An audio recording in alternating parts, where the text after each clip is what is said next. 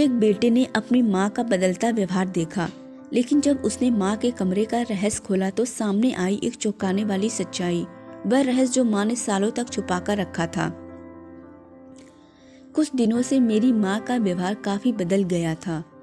पहले तो वह हमेशा घर के कामों में व्यस्त रहती थी, लेकिन अब वह अपना ज्यादातर समय कमरे में बंद होकर बिताने लगी थी। कभी कभी वह कमरे से बाहर आती तो भी ताला लगाकर जाती। मुझे यह बहुत अजीब लगता और धीरे धीरे मैं इस बात को लेकर चिंतित हो गया। मुझे समझ में नहीं आता था कि आखिर माँ को ऐसा क्या हो गया है कि वह हमसे दूर रहने लगी हैं। एक दिन जब माँ कमरे से बाहर गई थी, मैं चुपके से उनके कमरे का दरवाजा खोला। जैसे ही मैं अंदर घुसा, मेरी आंखें फटी की फटी रह गईं। कमरे की दीवारों पर हर जगह पेंटिंग्स लगी हुई थी। कई रंगों के चित्र थे, कुछ फूलों के, कुछ प्राकृतिक दृश्य और कुछ तो ऐसे थे जो सिर्फ माँ की भावनाओं और सोच को ही प्रकट करते थे। मुझे याद आया कि मेरी माँ हमेशा से शांति और सौंदर्य की ओर आकर्षित होती थी, लेकिन मैंने कभी नहीं सोचा था कि वह इस कला के क्षेत्र में इतनी गहरी रुचि रखती होंगी। मुझे समझ में ही नहीं आया कि ये पेंटिंग्स उन्होंने कहाँ से बनाई। उनके पास तो हमेशा घर के कामों की कमी रहती थी, फिर इन रंगों और चित्रों का ये संग्रह कहाँ से आया। मैं कुछ देर वहाँ खड़ा सोचता रहा और फिर चुपके से माँ के पास गया। माँ, ये सब क्या है? मैंने उनके पास जाकर पूछा। माँ एक पल के लिए चुप रही, फिर धीरे से मुस्कुराते हुए बोली, बच्चे, तुमने देखा, ये मेरी तस्वीरें हैं। पर माँ, तुमने हमें कभी नहीं बताया कि तुम इतनी अच्छी चित्रकार हो। ये सारी पेंटिंग्स इतनी सुंदर हैं, क्या तुम हमें पहले ही बता सकती थी? मैंने आश्चर्यचकित होकर पूछा। माँ की आंखों में एक हल्की सी नमी थी। अपनी कहानी शुरू की। बचपन में मुझे पेंटिंग का बहुत शौक था, लेकिन तब हमारे घर में पेंटिंग्स के लिए कोई जगह नहीं थी।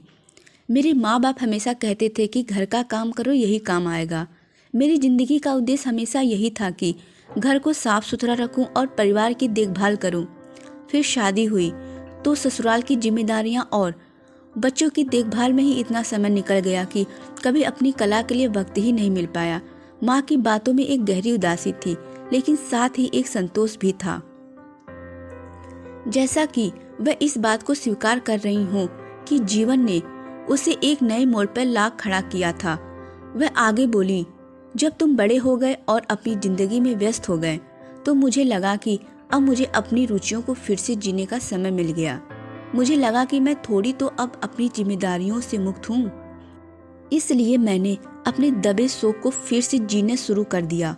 मैंने हमेशा से सोचा था कि, और मुझे विश्वास भी था कि एक दिन मैं ये सब बिना किसी डर के कर सकूंगी।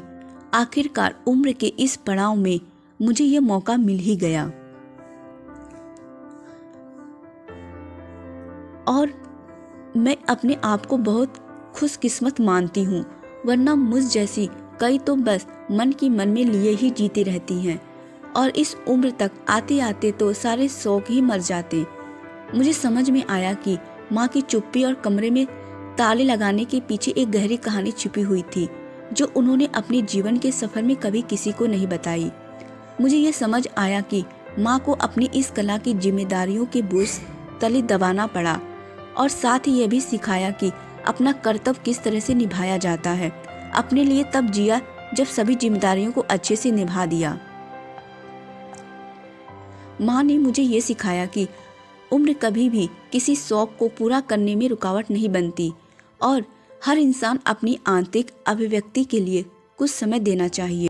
माँ की पेंटिंग्स अब मेरे लिए सिर्फ रंगों और चित्रों की पेंटिंग नहीं है, बल्कि एक प्रेरणा है कि जीवन में कभी भी कुछ नया शुरू किया जा सकता है और कभी भी अपने सपनों को पूरा किया जा सकता है।